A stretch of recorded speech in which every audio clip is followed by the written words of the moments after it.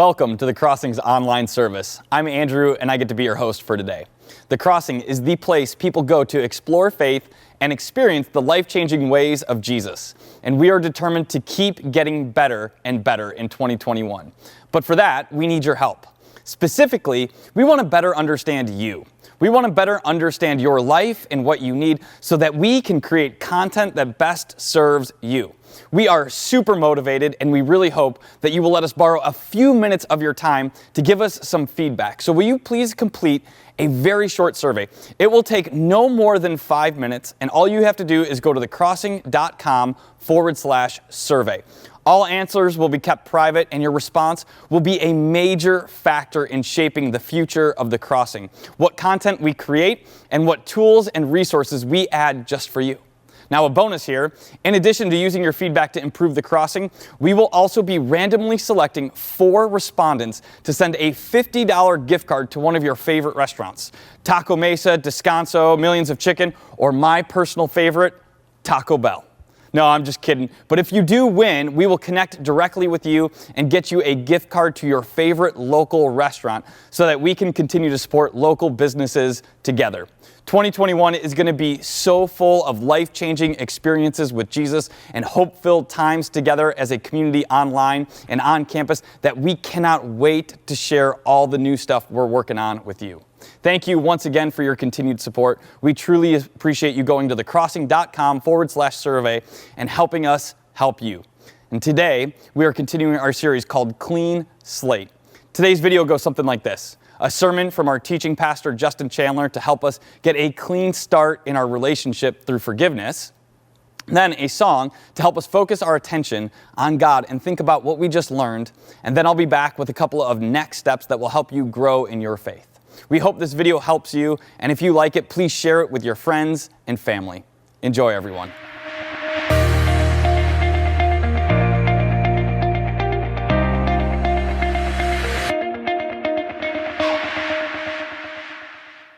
Well, what's up, TC? How you feeling? As you're viewing online, you can jump in the comments. I'd love to know how you're doing as we end one week and we start another. If we haven't met yet, my name's Justin Chandler, and I'm one of the pastors here at The Crossing. And as we begin, I've got 2 questions for you. One, I'm going to need you to do a little thinking about, what was the best year of your life? Now, you don't need to provide any context, just share the year. So jump into the chat and the comments, write the best year of your life. It could be the year you graduated, the year you met someone, when you were married, had a child, began a new job. Any of those work. And as hard as it is for me to narrow it down to just one year, I think the best year of my life was 2008. And as you're writing your best year, I'll have you consider another. What was the worst year of your life? Same thing, you don't need to provide any context, just the year. It could be the year you experienced loss, a death in the family, a year that you moved or you broke up with someone, you were fired or furloughed. And this one is equally as hard to narrow down. But the hardest year of my life was 2015 with a little 2016 on the side. So you can write it out, best and worst year. Best for me, 2008, worst, 2015. And as we begin 2021 in our series Clean Slate, I started to have this thought about the relationship that you and I have to each and every year. In a way, our relationship to the year is similar to the relationship we have with other people. I've heard it said that the way you leave one relationship is the way you enter into the next. So if you're bringing baggage from one relationship, you don't drop the baggage at the door and then enter into this new relationship. Instead, what you bring in will influence what you experience, especially in the beginning. And as I watched throughout all of last year, in a way, it seemed like people were trying to get out of a bad relationship. Like, I could go through the list, but let's be honest. By now, we know the list. You know what you were trying to break up with last year. And just as you can look back on relationships to remember the good and the bad ones, you probably have specific years that you can remember that were tough. At the end of 2017, I stood on this stage and talked about what a year it was at the end of our series, The More the Merrier. And I shared this image from Taylor Swift. It says, "I love you guys so much." This was a photo by Paul Sidoti taken at the Capitol official Jingle Bell Ball in London a few days ago. "I couldn't have asked for a better year. All thanks to you. Thanks for all the birthday wishes. Can't wait to see what 28 will be like. See you on tour," smiley face emoji. Which led to this response from New York Magazine, among others. "Congrats to the 28-year-old Taylor Swift for being the only person who seemed to enjoy 2017. And during that weekend, I shared how in 2013, I had a year, one that I never wanted to experience again. And who would have thought that 3 years later, here I would stand again on the precipice of another new year, looking for how we can get a clean slate. But just like any bad relationship, you can bring some baggage with you. And one of the things that I'm noticing from many people is that we're bringing some baggage into 2021. Specifically, we're bringing baggage from interactions we've had with other people. Even more specifically, I could say it like this. Some of us have been so deeply hurt or offended by the words or actions of family, friends, coworkers, neighbors, politicians, or pundits that it's influencing how we're carrying ourselves and our emotions day to day. And more importantly, will have a significant impact on future relationships and the rest of this year and potentially the years to come. In its narrowest sense, many of us are packing up a large bag of unforgiveness and we're bringing it in to 2021. And I found that it often carries in one of two categories. First, it could be like a social media or TV personality or a group of people.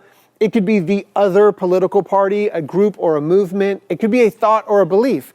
And the second category would be to a close family member or a friend. And it happened to me this week. There were people who have never met or interacted with each other, but because of statements that I or they had made, there was a division or a rift. And all it took was one word or one phrase, and they knew who that other person was, what they thought or believed, and it was on. The game was on, the argument began, and away they went.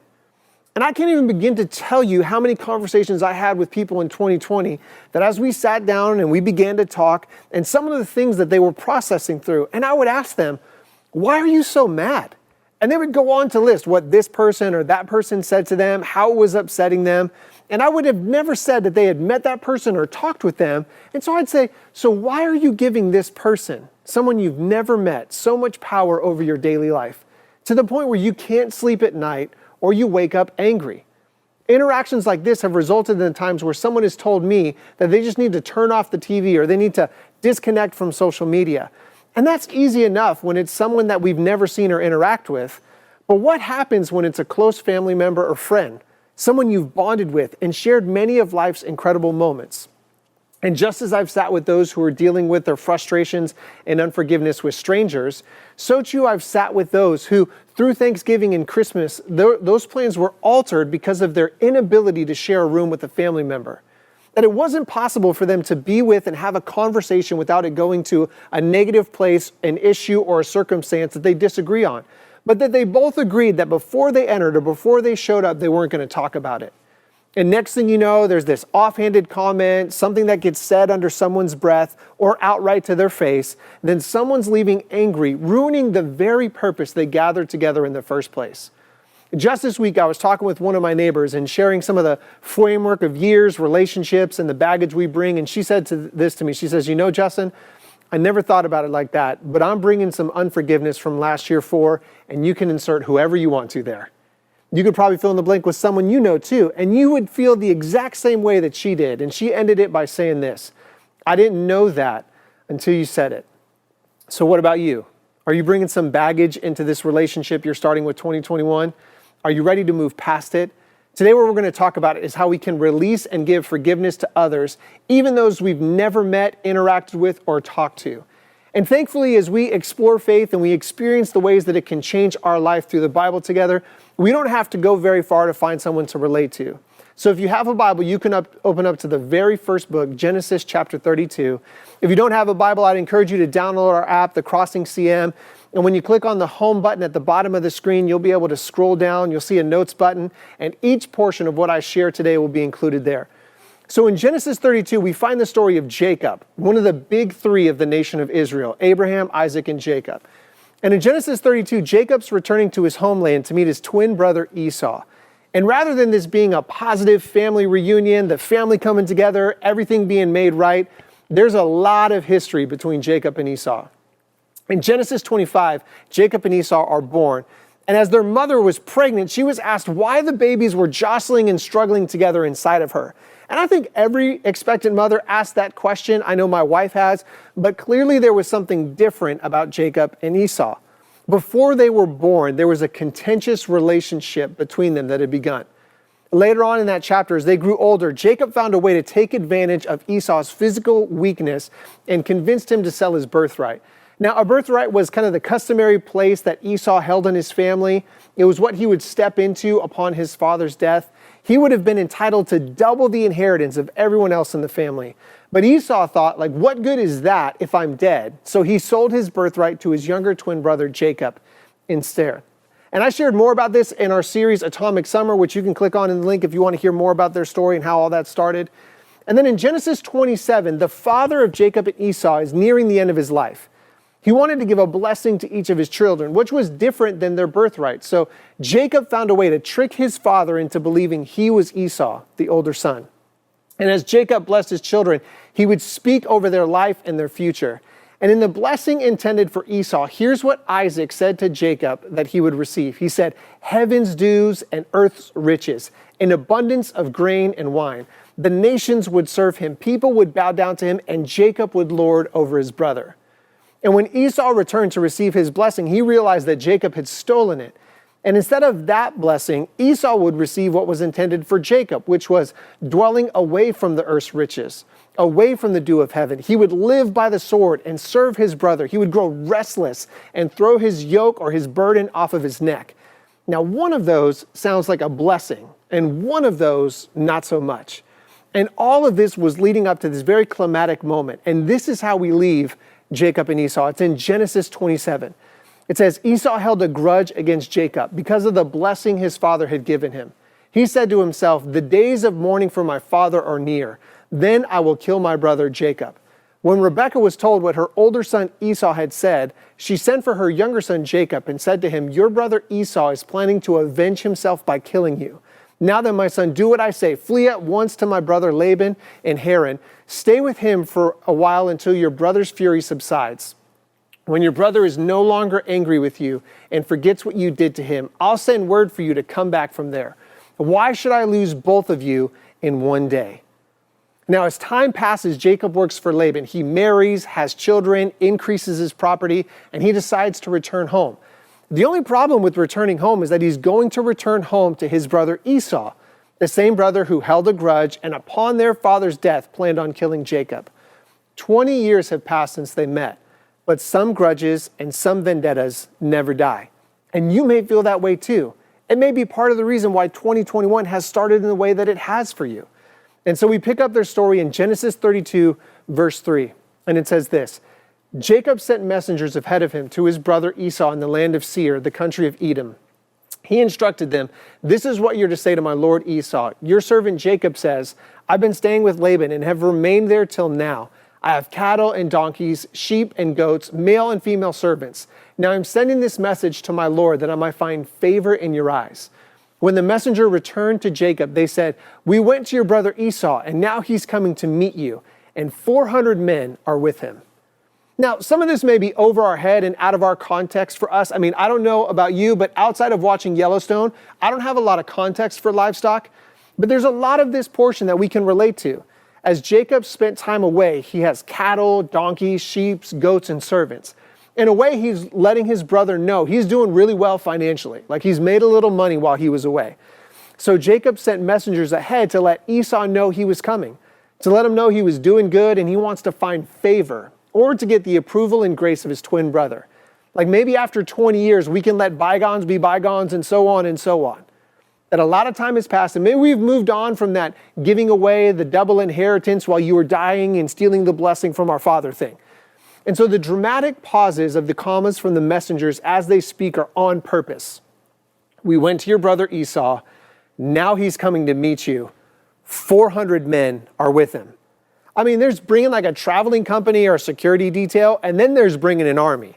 And clearly Esau's been doing all right in his time off too. He's got 400 men he can call at a moment's notice to go meet his brother in the field. And this is probably the worst response that Jacob could have received. His next move would be, as you would expect, along with maybe some others that you may not. Genesis 32 verses 7 and 8 say this. In great fear and distress, Jacob divided the people who were with him into two groups, and the flocks and herds and camels as well. He thought if Esau comes and attacks one group, the group that is left may escape. So Jacob had this idea, like if I cut my family and possessions in half and Esau comes, one of them, maybe the other half will make it out alive. He also sends 220 goats, 220 rams, 30 camels, 50 cows, and 30 donkeys, each in their own set with servants spaced out so that Esau would never be able to overtake any of them. And after one set passed, another would come with another gift for Esau in hopes that present after present, tribute after tribute would in some way be enough to calm down Esau. And in the midst of this fear and distress of meeting his brother is when Jacob has one of his most significant moments with God in his entire life. As Jacob sent his wives, his servants, his sons across a stream into his homeland, he was left alone in the night. And Genesis 32 shows the ways in which Jacob prayed, believing all the things that God had promised him over the years, but wrestling with the very present fear and distress that comes from a vengeful brother and the army he's mustered. Like sometimes in the midst of our most difficult circumstances, prayer may be all that we have. And it's in the moments when prayer is all that we have that God proves to be all that we need. So the story continues in Genesis 33. Verse 1 starts like this. Jacob looked up, and there was Esau coming with his 400 men. So he divided the children among Leah, Rachel, and the 2 female servants. He put the female servants and their children in front, Leah and her children next, and Rachel and Joseph in the rear. He himself went on ahead and bowed down to the ground 7 times as he approached his brother. So Jacob divides up his family into 4 groups, separating the parents, children, and servants.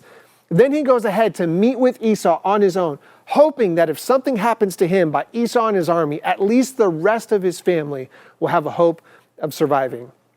None of us would be able to anticipate what happens next. I mean, this story reads like Jon Snow standing to face the charging cavalry with Jacob's family standing behind him. And here's Genesis 33, verse 4. It says, "But Esau ran to meet Jacob and embraced him. He threw his arms around his neck and kissed him, and they wept." Like, why you bring 400 guys with you to hug your brother? Like, why you got to set them up like that? Like, you couldn't just come on your own. Instead, you've got to bring this army with you to give your brother, who you swore to get revenge against, a hug and a kiss. Like, clearly something was happening here. That just as God was working on Jacob, so he was working on Esau too. Like, listen to how their conversation begins in Genesis 33, verse 5. It says, "Then Esau looked up and saw the women and children and said, 'Who are these with you?' he asked. Jacob answered, 'They are the children God has graciously given your servant.' Then the female servants and their children approached and bowed down. Next, Leah and her children came and bowed down. Last of all came Joseph and Rachel, and they too bowed down. Esau asked, what's the meaning of all these flocks and herds that I met? 'To find favor in your eyes, my lord,' he said. But Esau said, 'I already have plenty, my brother. Keep what you have for yourself.'" The portion of this story that we just read ends with Esau saying, "Let us be on our way, and I'll accompany you." See, I don't know if we would have been able to put into words how significant of a gap it is to move from "the days of mourning for my father are near, then I'll kill my brother Jacob," after Esau was swindled out of his inheritance, to "let us be on our way, I'll accompany you." It would probably be equally difficult to put into words how significant the gap is between the hurt and offense you have felt from a person, group, or idea to your being able to forgive them even if you don't know them. See, I find there to be these 2 incredible moments throughout this story. At first blush, we could be inclined to believe the old adage that time heals all wounds. Like, I, for one, find myself agreeing more with Rose Kennedy when she said about this old adage. She says, "I do not agree. The words remain. In time, the mind, like protecting its own sanity, covers them with scar tissue and the pain lessens, but it's never gone." More importantly, we can't overlook the power of prayer, like the way that Jacob was willing to wrestle this issue to the ground and pray that God could do what he was unable to. That God would not simply cover scar tissue or lessen the pain or cover past sins and mistakes against others as if they had never happened. Instead, we bring this to God and we ask him to empower our willingness to offer others humbly and to ourselves in order to see a relationship restored. Not in control of what they do or what they say, but in control of how we can respond. And not in this limited version of relationship restoration, but how can we look to see our relationships with the people we care about most repaired, no matter what's happened, what's been said, or what's been plotted upon. See, there's an invitation that God brings to us as well, Just as Jacob and Esau said yes to restore their relationship to each other, I want to invite you to do the same, something our church has been inviting people to do for over 30 years. And I want to invite you to say yes in one of three ways. Like, I would be remiss if I didn't speak to the opportunity of forgiveness that Jesus offers to us. For every one of us, when we think of the forgiveness we're offering to others, that's only through our lens and our context. But imagine being Jesus standing before every human who has ever lived, is living, and will live, and offering forgiveness to them. That regardless of what you've done or said, you can come to Jesus and be forgiven. In a lot of ways, we see God like Esau. We see him like he's approaching in the distance. He's got an army with him and he's mad.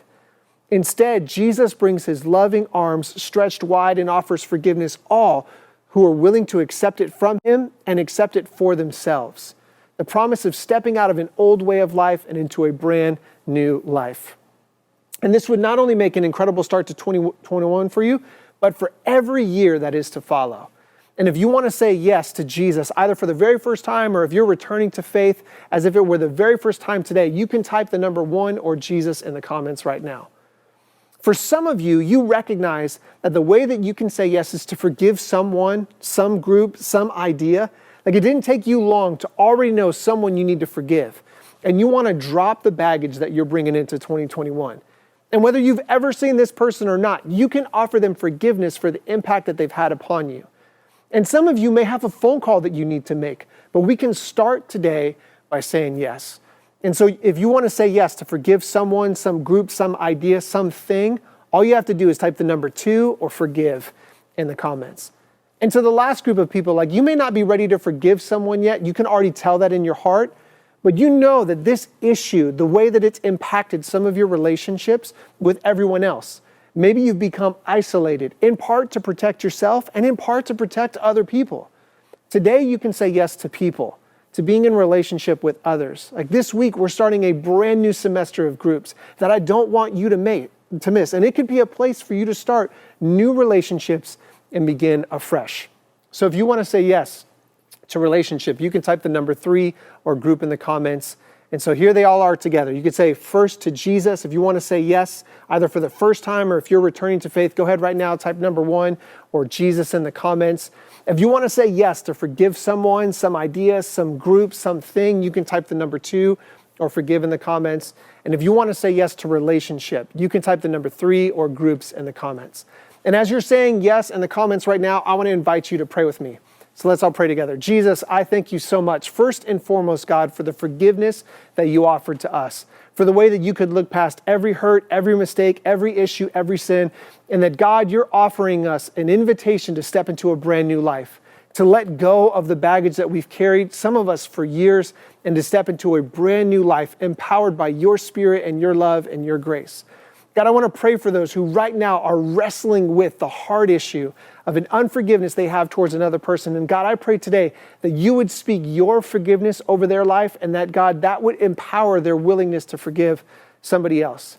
And God, for those of us who have isolated ourselves, who have tried to remove other people so we don't hurt ourselves or we don't hurt others, or maybe we're just afraid we're going to get into another conflict or issue again, God, I pray today that you would invite us into the greatest community of people in the world, and that, God, we'd find ourselves connecting here through this church, The Crossing, to some of the best relationships and the best communication that there could be. And it's in Jesus' name we pray.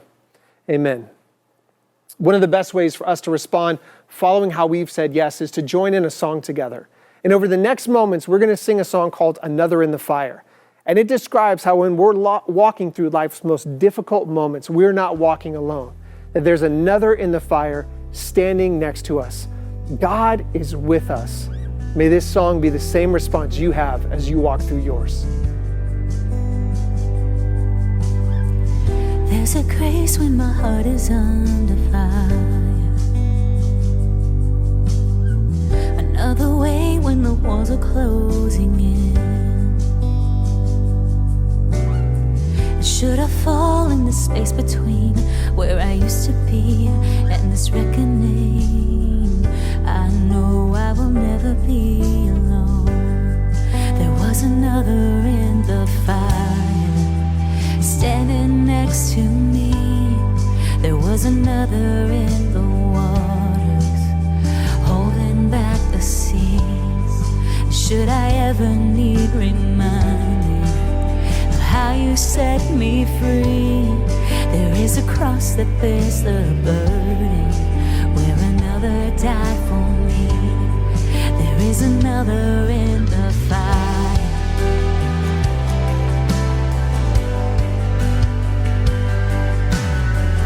All my dead left for dead beneath the waters.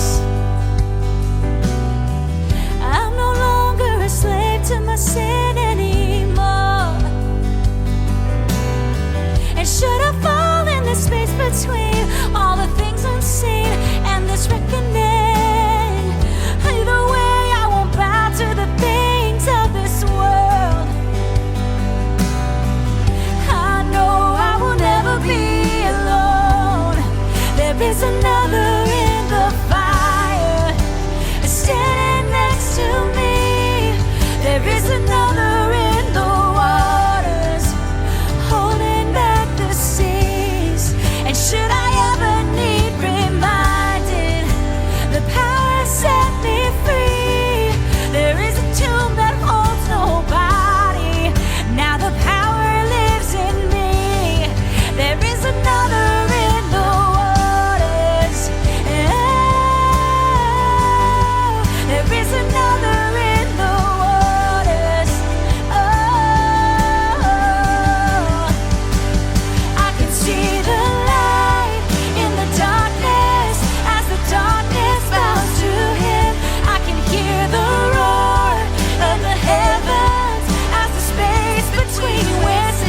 I can see the ground shake beneath us as the prison walls cave in. Nothing stands between us. Nothing stands between us.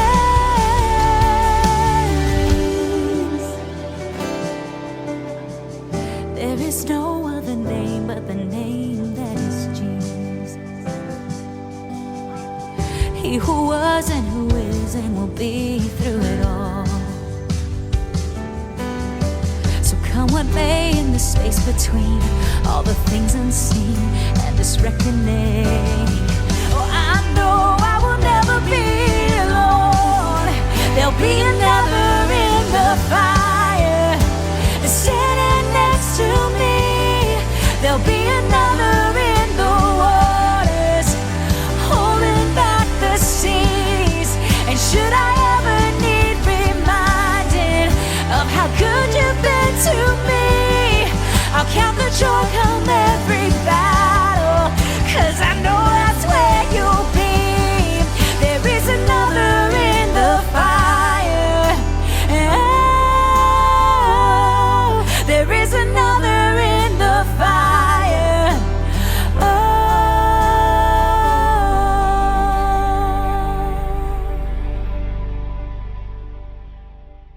Well, hey, I'm Andrew, lead pastor here at The Crossing. Thanks so much for being with us today.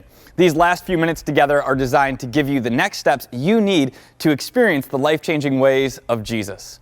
This has been a crazy year, but if we're alive, we have a purpose. And this month, we have a free resource called the Dream Building Guide, made to help you create a rock-solid purpose for your life that gives you the hope each day, regardless of the challenges you face. You can get it today at thecrossing.com. If 2020 has taught us anything, it's that we are a moment away from life spinning in a new direction. So, we have designed ways to make sure your faith and connections can't be disrupted. As we look to connect and grow with others, there are two options that are a part of our group's season starting this week. If you're exploring faith or joining a group at The Crossing for the very first time, Alpha is the best step for you. Alpha is a series of 10 films to explore faith and the most significant questions in life, no matter your context or perspective. Now, if you've already been through Alpha and are ready to experience the life-changing ways of Jesus, you can commit to Rooted. Through its 7 daily rhythms, Rooted will help you practice and grow to a healthy relationship with Jesus, while also providing space to come together and discuss and learn with others. Visit thecrossing.com/groups or groups on our main page of our app, The Crossing CM, to let us know if you're ready to jump in and join a group. We'll include links and login information on the social media channels as well. Finally, the Crossing is known for the ways we make a difference in our community and around the world. As each of us do our part, it's amazing what we can accomplish together. Any of you who have given to the Crossing, I want to say a huge thank you, because it's no small thing to give your resources away when our own lives are so unpredictable. But nothing grows our faith like helping someone else. Years ago, my family and I made the choice to set up reoccurring giving. That way we can be part of what God is doing every single month here at The Crossing. You can do this as well, or give a one-time gift by going to thecrossing.com/give. Thank you in advance for your generosity. Now, next week, we're going to continue our series, Clean Slate. The video premieres on Saturday at 5:30 p.m. and is available on demand anytime after that on our website, thecrossing.com, our YouTube, and our Facebook page. Thanks so much for being with us. If this video has helped you at all, please like it, share it with a friend, and subscribe to our channels. Every interaction helps get the good news out there. See you online all the time and on our campus at The Crossing Sundays at 9:15 and 11:15. Thanks, everyone.